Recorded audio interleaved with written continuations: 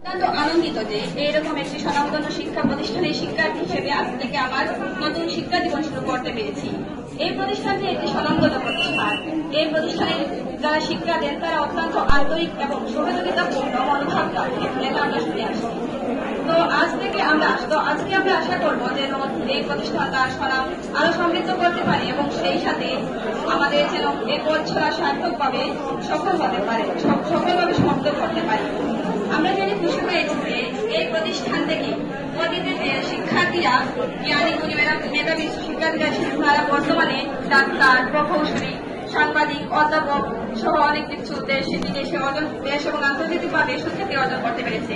আমরা গর্বিত যে এই প্রতিষ্ঠানে যারা একসময় শিক্ষার্থী ছিলেন আজ এই প্রতিষ্ঠানে তারা অধ্যাপক হিসেবে নিয়োজিত আছেন।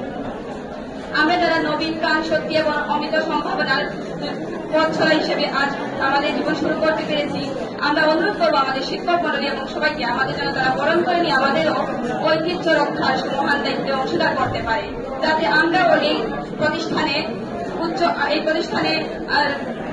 আমরা কোনো ভালো ফলাফল অর্জন করে আমাদের লক্ষ্য অর্জন করতে পারি।